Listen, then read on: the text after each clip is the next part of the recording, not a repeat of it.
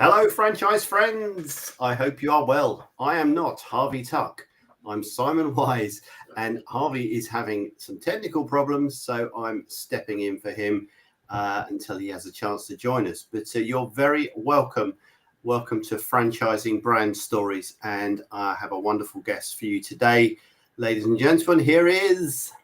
It's Sharon Cawley from Conexus Tuition. Hello, Sharon. How are you doing today? Well, I was really calm and chilled until we went backstage before it all started, and I watched Harvey starting sweating under his hat. My God. Yeah, I think his signal was a bit rubbish, or he just didn't have the energy to keep pedaling, and suddenly something went a bit wrong. But listen, we are live. This is authentic, it's live, and it's lovely. And, you know, this is why we do what we do. So let's get on with the story, shall we? Okie dokie. What do you want to know? Okay, here we go. So the first thing I want to find out is we're gonna start with chapter 1 and really get a bit of a background to what's happening at the moment. But before we do, tell me, what is Conexus Tuition? What do you do? Okay. So Conexus Tuition is a network of ex-teachers. Our head office team are all ex-teachers. Our franchisees are all ex-teachers.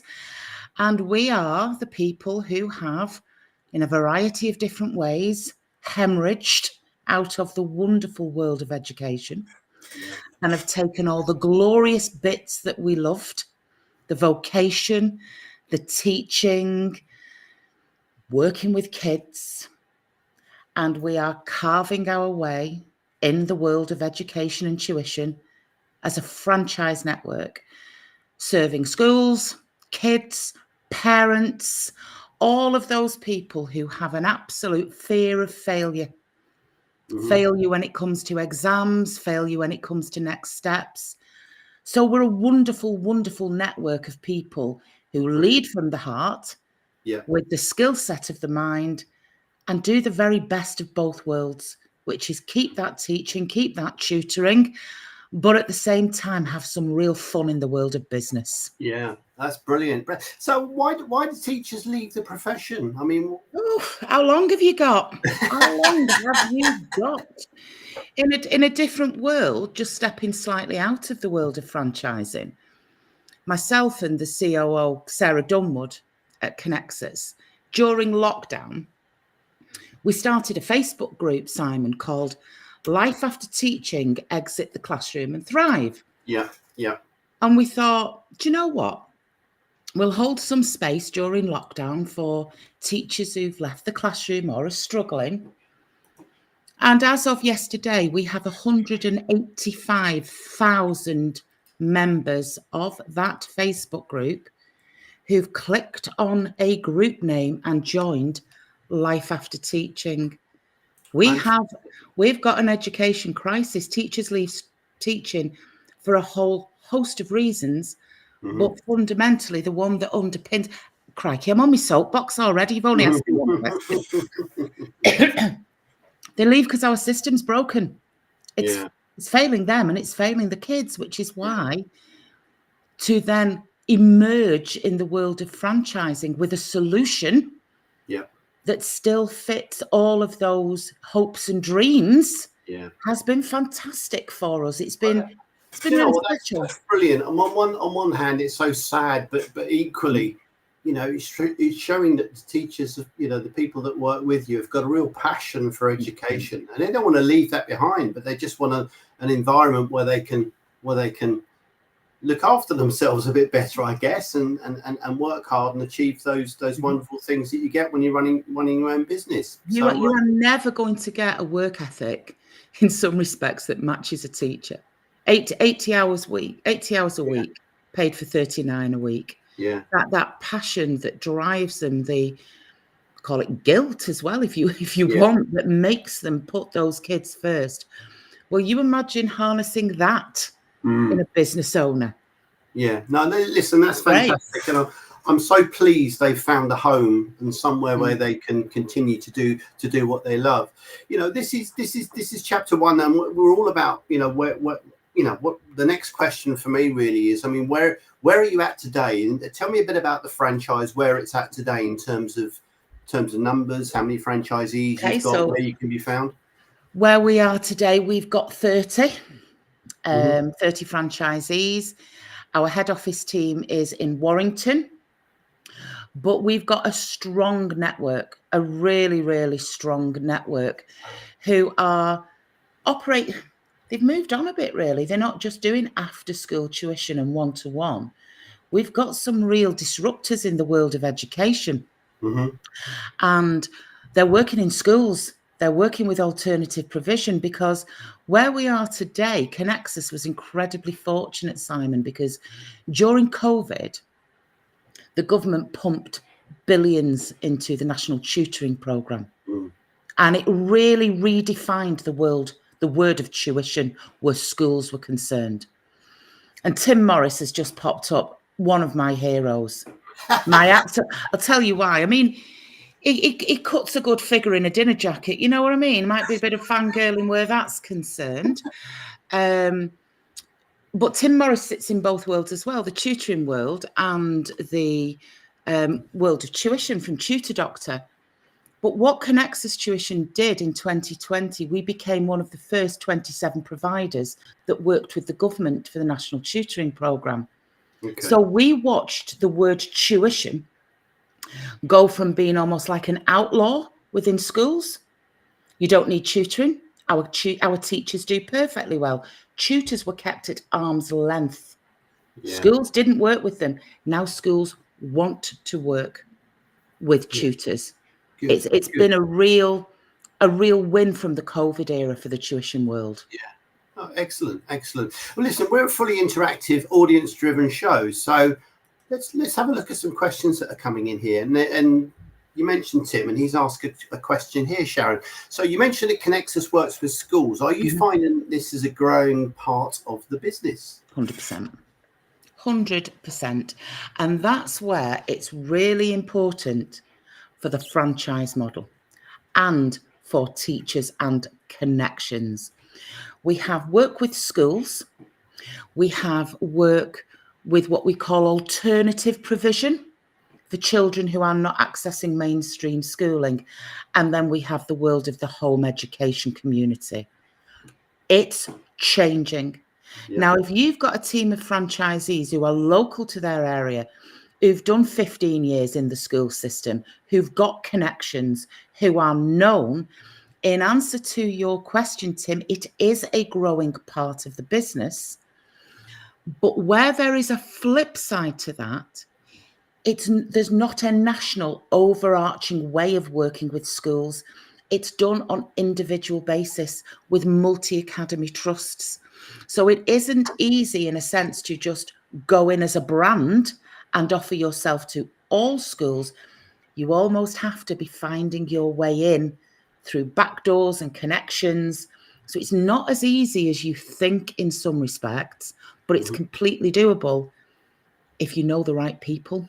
Yeah, good. I mean, that's encouraging that from a franchisee's point of view, in terms of where's the business going to come 100%. from, which is always the main worry, I guess. It's nice to know that there are different streams and different avenues one can go down as well. Thanks very much for that, Sharon. Look, we've got another question here, or delighted to welcome Julie Waits, and she says that the tuition sector is a great area for franchising, such a great fit for anyone from an education background. Yeah, absolutely.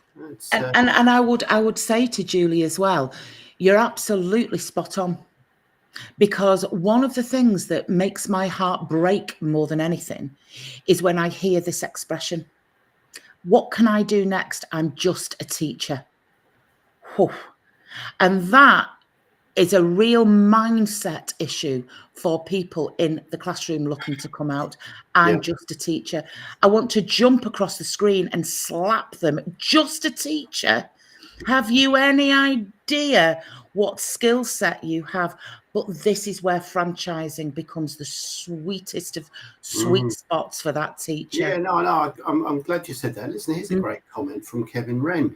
He says, years of experience make us partners with schools rather than just another company, people driven. That pretty 100%. Much says it all, doesn't it? 100%. And he is so right, because let me go back to telling you, it's only been since 2020 where schools have moved from the expression intervention to tuition. There's a trust element where schools are concerned to outsourcing to the private sector. So what better way to have as a conduit a teacher at the helm of that business? Now, that's not to say that the tuition franchising business doesn't lend itself beautifully to somebody who is traditionally a business owner with a non-education background. You've got the right team around you.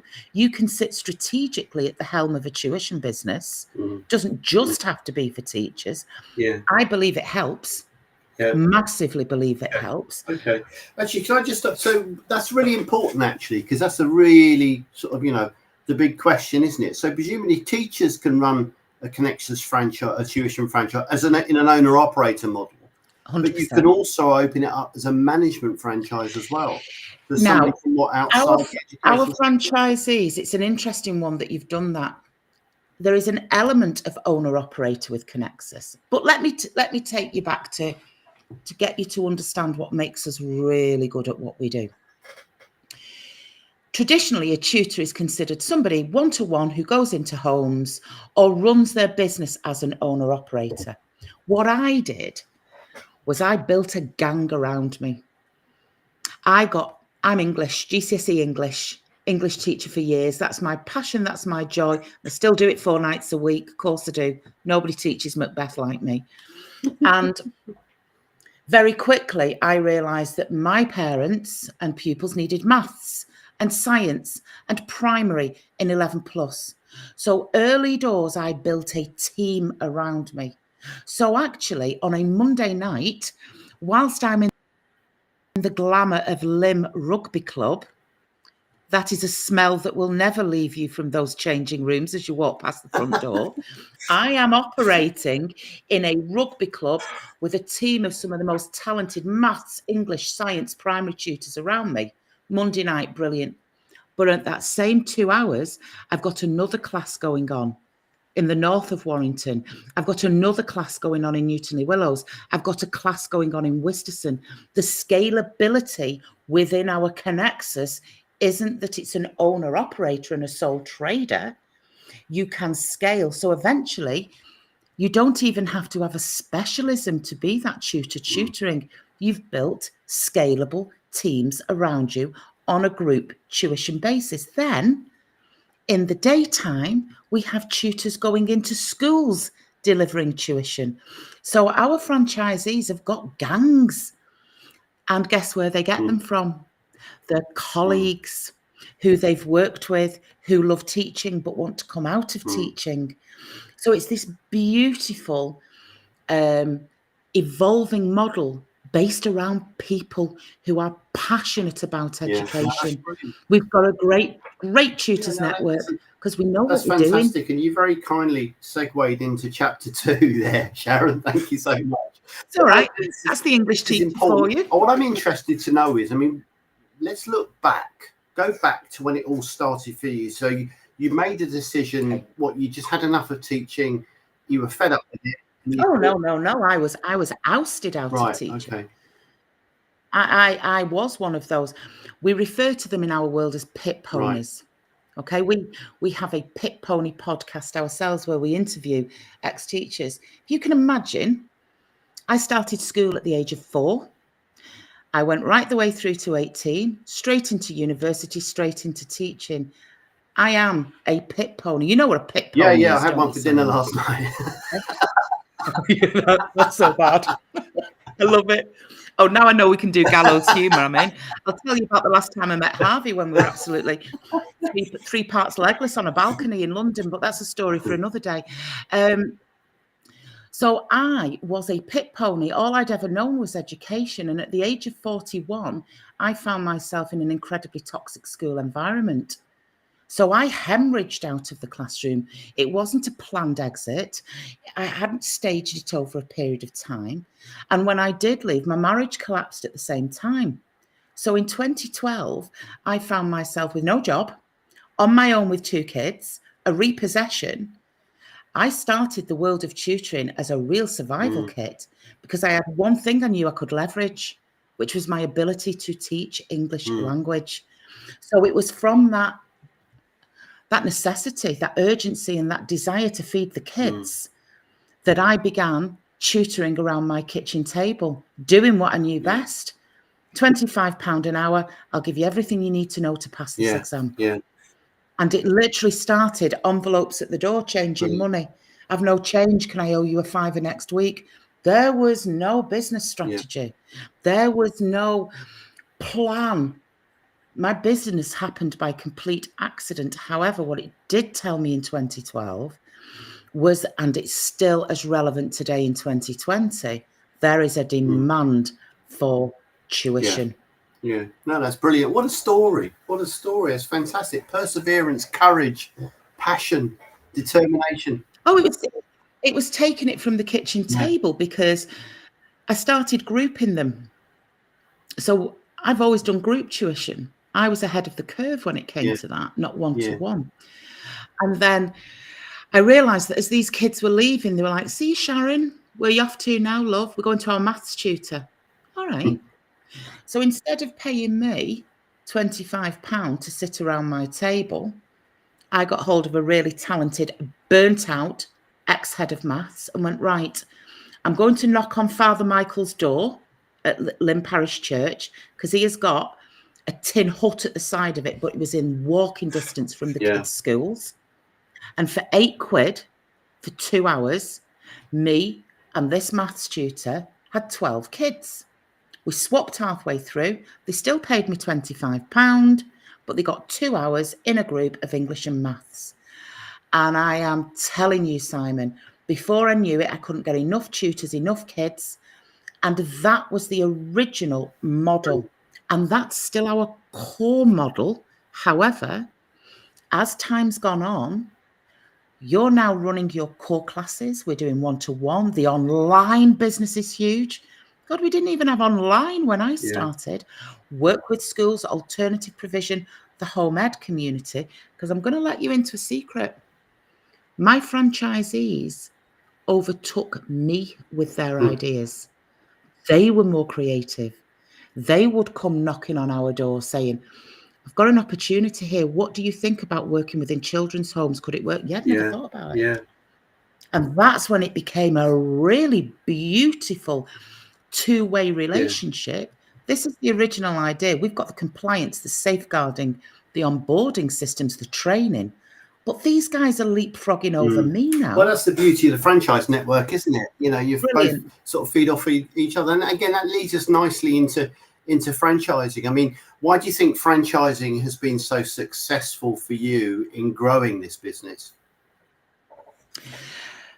I knew, even when I was muddling, taking envelopes at doors, what had happened with me, Simon, is my sister's a franchisee. Right. And my sister has been a Stagecoach franchisee since about 2006. She's one of the longest serving ones in St Helens. And when I'd hemorrhaged out of the classroom on a Saturday morning, I used to go and sit with her in one of her Stagecoach classes in Ashton. And I didn't really understand it at that point. But she talked to me about being a franchisee. So I skipped a beat deciding to be a franchisor, because when people are deciding to be a franchisor with a founding business, they find themselves in this pain point. No one can do it as good as me. How can I make sure my brand's not going to come under disrepute? Now, I watched a brilliant franchisee in my sister who went, it's my business. I am the owner of Stagecoach St Helens, but head office is brilliant in supporting me. I watched her be the ambassador for her business, take ownership.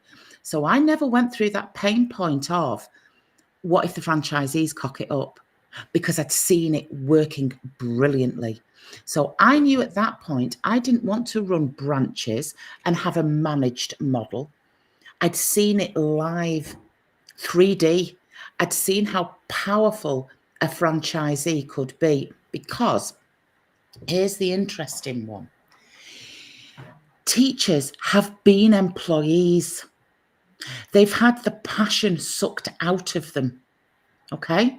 If I put a branch manager in who was a teacher, they would never develop the way they would if it was their own business. So I'm watching these people come out and they're developing beyond their wildest dreams.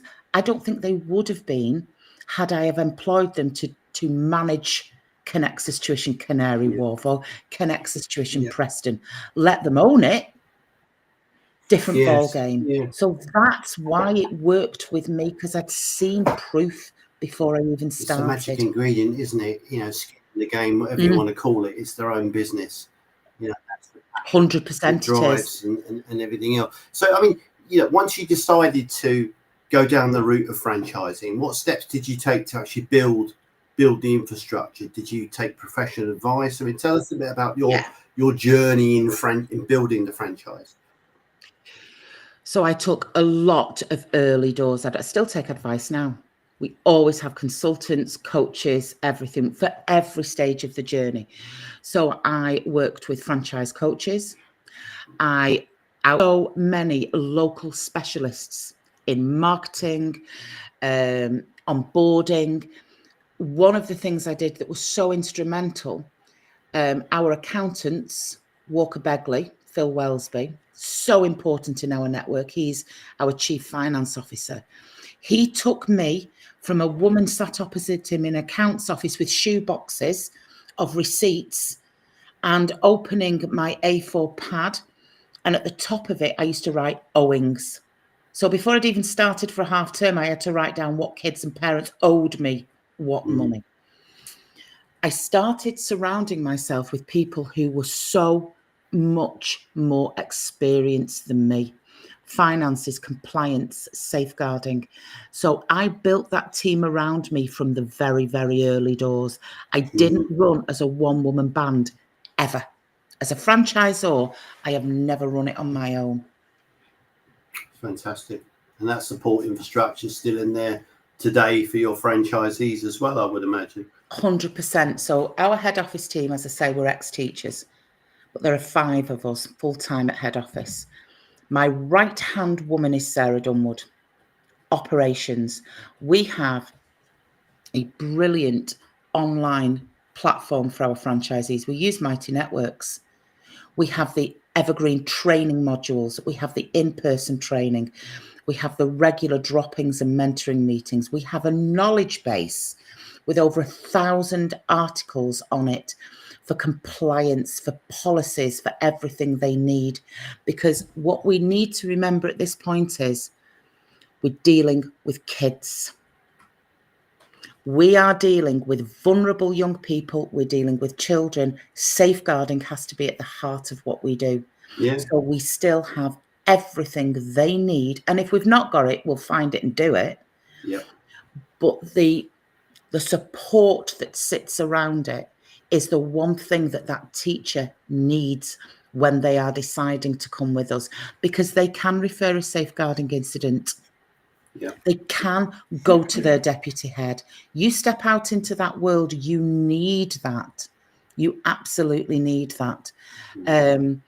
So, yeah, in answer to your question, I built it with experts and I've continued to keep those experts around me. Brilliant. No, that's fantastic. And obviously the franchisees will continue to benefit from that as well. Let's have a look at the chat, because there was a lovely question in here from Tim. Just asked us a question here as well. He said, do the franchisees have the opportunity to own multiple territories when the time is right for them and for you? Got that. You'll have noticed the name Kevin Wren. He's a multi-unit owner. He's practically annexing the whole of the northwest of England at the moment. There's no stopping that man. What we've also had, which is lovely, we've had franchisees who've gone into partnership with each other. They met as strangers and they've taken a territory that bridges theirs.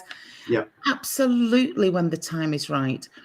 And it's about knowing when expansion is right for our franchisees, because there is such a rich field to mine. Because one of the things we do, Simon, is we have an exclusive trading territory. So you cannot trade as a class anywhere other than your postcoded area, but you can take children from anywhere. So if you've got a kid who doesn't live in your postcode but stays with their dad on a Thursday night so can come to one of your classes, we never exclude children. It is only the trading territory. And then, of course, online, well, the world's your oyster for that, particularly in the foreign market. So it's when they've exhausted their footprint for trading, they need more land. That's when we know the time's right. Okay, good stuff. Excellent. I tell you what, I'd be really interested to find out here, because we've talked quite a lot of things, but what I'm hoping for is that there may be somebody watching the show that thinks, or a teacher thinks, you know what, this sounds fantastic, and I really like to, maybe get in touch with you and reach out and discover more about the Conexus Tuition franchise. But broadening it out, what does that franchisee prospect journey look like? So somebody's interested in working with you. Talk me through the process. How do you get to know them? How do you walk them through the whole process? I think the process begins before they've even reached out. Right. Best piece of advice I could give anybody who is thinking of a franchise with us or a franchise with anyone else is stalk. You should be reaching out to a franchisor having done your homework. And in a world of social media, and particularly in the world of the Pit Pony, Life After Teaching, my Facebook, my Instagram, my LinkedIn, and the other franchisees, you should be gathering the information you need at the start of your decision-making process before you've even booked in a discovery call with me.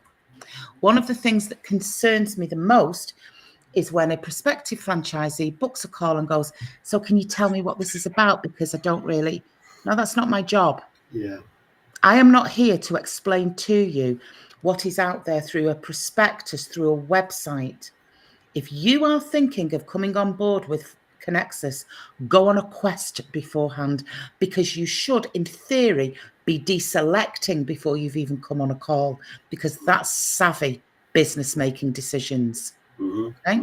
Never get on a call and not know how much it costs. Never get on a call and not know the basic questions that you need answering. And then when you do, we start to talk. We start with what I call a coffee and chat. Okay? And that can be done on Zoom. And that's when I know that I've got somebody in front of me who has done all of those things, has got a real rationale for why they want to start a business, and importantly, a franchise. And then, and only then, do we start to explore the coming on board. And it is the usual user journey. They are invited up to head office. We map their territory. We get to look at who they are, what their values are, and they do the same for us. We then have a very, very robust FIM meeting with Sarah Dunwood. I think it's a 51-page document where we outline, we make them read the side effects of taking paracetamol. We make them read the contract for their mobile phone, signing off after every single section. Sitting behind a confidential, a real looking under the hood of our business. We do the same with the franchise agreement as well. I don't want people who see us as a quick win out of teaching. We are not the savior of your universe. I would do it in Life After Teaching, but not when you want to come into business with us. And then when they do come through the door, that's when the magic starts. They're up at head office for the training.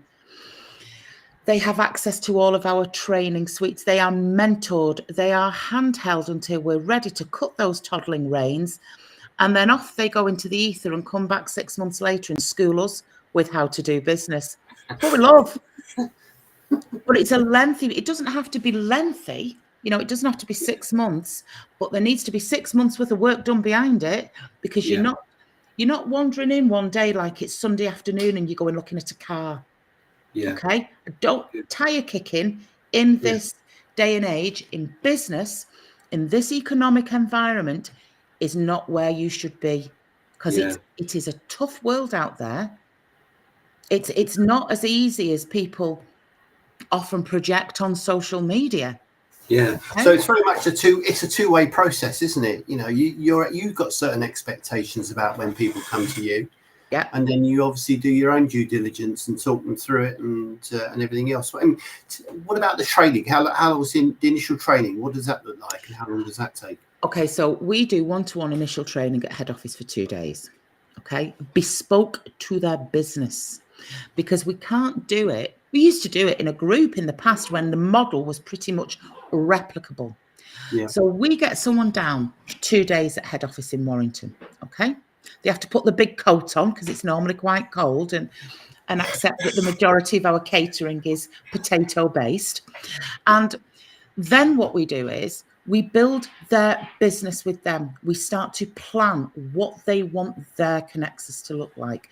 So the last franchisee we worked with, he's got a real passion for the home education community. We want to start him to build his core classes. So we worked individually with him. Then they leave with checklists, flight plans, the whole nine, the real paint by numbers stuff that they need. And then they enter into our network on Mighty Networks, where they then have access to the peer support of the people who've walked before them. Yeah. They have our training modules. They have our knowledge base, Google Conexus. If you type into our knowledge base, we've pretty much got it now that there's not a question that can't be answered. Yeah. And if you still need support after that, you put a ticket into head office and we're on a Zoom call with you. Yeah, no, that's fantastic. I'm going to put a comment up because this just completely validates what you've just said. Paul White, trust between the franchisees too. I'm new and everybody has been so helpful and supportive, so it feels like a proper team. Isn't that fantastic? Brilliant. It's absolutely superb, because let's go with what we know about franchising. Getting the right franchisee is brilliant. It takes work. Yeah. There's effort involved. You can triple that if you've got the wrong one. Yeah, no, absolutely. And here's Paul. I mean, the process for me felt very much working together to see if we were a good fit for each other. And it was me checking Conexus as well as them checking me. Really supportive. Yeah, I mean, listen, that's what good ethical franchising is all about, isn't it? It's about building and seeing if there is the basis for a mutual beneficial relationship, business relationship, and you can only do that by getting to know people. And I think that's fantastic. Listen, okay, fantastic. Let me just see.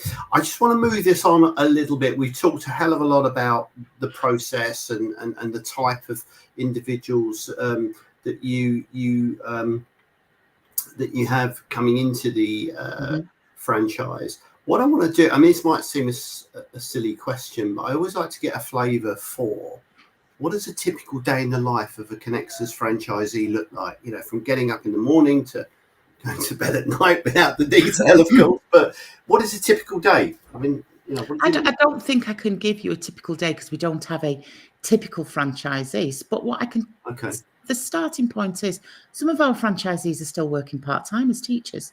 Right. Okay. Some of our franchisees are currently working full-time as teachers, and their franchise is being built as their exit strategy. Some of our franchisees are completely in their own business. So I'm going to answer your question in a different way. Yeah. This is the power of having a franchise. The question is back to the franchisee.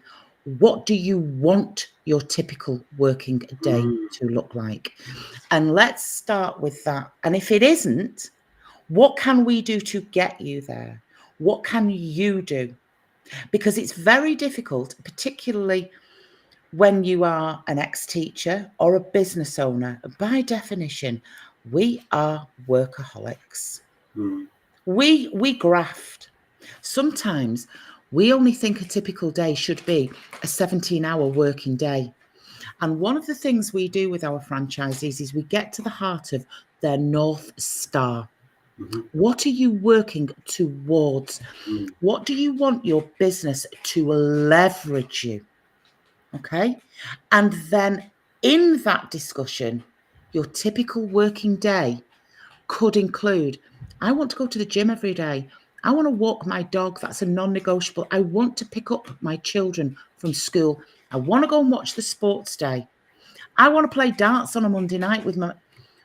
We can build your typical day if you're clear on what you want it to look like. Fantastic. Tell me a bit about some of the characters you've got in your network. Oh God, where do I start? Where do I start? They're all characters. So straight away, I think you have to be a special kind of person to decide you want to stand in front of 30 children every day and perform. So we have a variety of different characters. I'm going to name and shame. I'm going to tell you about Barry Sherry. Barry Sherry in Oldham. We love Barry. Barry is a fantastic... The reason he's called Barry, I'll tell you this for a start, this will give you a flavour of him, is because he's the 7th son. And by the time he was born, his mother couldn't be bothered thinking of what his name should be, asked his brothers what they wanted to call the kid, and Barry Sheen was famous at the time. So Barry Sherry was named by his brothers after Barry Sheen. Do I need to do any more? Okay, do I need to do any more? Pauline Suarez. You've seen her name pop up. Her name is Pauline Suarez. She's smashing it in Canary Wharf. We were at a franchisee's wedding on Sunday. She's also known as Paulina Fandango. Okay? We have Wes Fandango, Sharona Fandango. So you can imagine some of the characters we're with. Kevin Wren. Oh, the man is a million miles an hour. Sharon, I've had an idea. What do you think about this? Right. What do you think about this? Kevin, calm down. I need a coffee before you meet me in the morning. He's a huge Liverpool. He runs busloads of Liverpool fans, okay, going to the matches at Anfield. So on the one hand, this businessman who's in and out of his... on these coaches corralling these drunken Liverpool fans is then the following day shaking hands with a head teacher, telling him his kids are safe in his hands. We've got the likes of Joe Askew in Essex, the most unassuming woman you could ever meet in your life. Honestly, smashing it down there with alternative provision. She's a preferred provider in the council. You put her in an ABBA concert, okay? Joe likes to dress. They went once to some ABBA gig and they walked in and realised no one had dressed up. So lose the wig, Joe. We've overdone it. You've got ABBA fans. We've got Vic and Karen who dress up in purple tutus and do park runs, okay? We've got Laura McGinn. Our franchisees are just such a rich body. That really comes across as well. I mean, it sounds like a great fun network. Oh, I've just seen Richard Wheat pop up. So Richard and his wife Fiona, we call them the Wheatos. All right. So the Wheatos are fantastic as a team of people. Hello, Richard Wheat, if you saw him walking down the street, one of the best dancers I've ever seen on a dance floor ever. We had a drag act at one of our conferences the other year. Couldn't get him off the dance floor. Honestly, you'll never know. Brilliant. It sounds like you have a lot of fun there, Sharon. We do. Work hard and play hard, I think, is the summary of that one. Listen, that's fantastic. Yeah. We're coming to the end of sort of chapter 2 now, and you've given us a really good flavour of the network, the characters, and what's involved in the franchising process. And what's come across really also, I'll be honest, is your passion for franchising as well. And I think that's really, really important alongside what you do, in tutoring is franchising. And franchising, as we all know, it's very good at changing people's lives and life-changing stories. And really, and this is for Harvey, because this is his favourite question. But does anything spring to mind? Tell us about a life-changing story, how an interaction that you've had, whether it be with a franchisee or a pupil, has changed their life for the better. I'm going to, and it's not just one, it applies to a few of our franchisees. And I'm referring back to something I alluded to very, very briefly. I told you I had a repossession, okay? When you lose your home and you are in rented accommodation, I know that if we were in France or European countries or even down south, renting is perfectly acceptable. Mm. But there's something about the franchisees I'm thinking about who didn't want to be in rented accommodation, and neither did I. So early doors, my business bought me my house. Okay. Got me back on the mortgage ladder. Mm. And that has happened to at least 4 or 5 of our franchisees. Their businesses have enabled them to come out of renting and buy a house. Now, to some, that might not seem, it's a material, life-changing issue. So we always like the spiritual stories, where they've cured the blind and that kind of thing. But sometimes just being able to say, this key in my hand is to my house. And when I have had those moments with the franchisees who've done it, it is actually one of the times where I find myself speechless because I know how much that means to them. Yeah, no, that's fantastic, isn't it? And that's life changing. That's a legacy that you're building, isn't it? 100%. For your future and everything else. But okay, here's some great comments coming in here, Mandy. Mandy Broomhead, what a wonderful friend of Conexus. Honestly, she has a huge 11 plus tuition business, Heckman White. She is fantastic. She has worked with our franchisees, providing curriculums for them to go and teach 11 plus. If you ever want to find the true embodiment of collaborative, not competitive, it's Mandy Broomhead. Honestly, she is everything we want to work with when we bring, when you're talking about outsourcing, that's the kind of woman you want to work with. Yeah. Collaborative, not and she's a tutor in business. Fantastic. That's what we want. Mandy Barbados Broomhead. That's what we call her at head office. Have you got nicknames for all your franchises? 100%. I'll tell you about the time we met Harvey. Honest, we were at the Elite Franchise Awards, right? I'll segue slightly. So for the first time ever, we enter, we win an award. So Sarah Dunwood says to me, right, we're in the top 100, so we're going to a big dinner dance, a big awards ceremony in London. So the franchisees, ourselves from head office, we go up to the big smoke. I nearly dropped cork leg at the bar when I got a round in. Oh my God. And then what happened was when we went to the big round table that we sat on, there was a load of free wine on the table, these big ice buckets. And about 3 or 4 of the people around the table didn't drink. Well, it would be rude, would it not? So I said to Sarah, there's no way we've won a special award because they've sat us right at the back. I got well-oiled. Well-oiled. Halfway through the night, I could feel my ankles swelling, so I kicked my shoes off. Drinking away, we're having a laugh. Next thing, they announced that Conexus Tuition Franchising has won the Inclusion and Diversity Award. Wow. And I know, which in and of itself was amazing. I'll tell you about that after. But I am making my way through 1,000 people. I can barely see.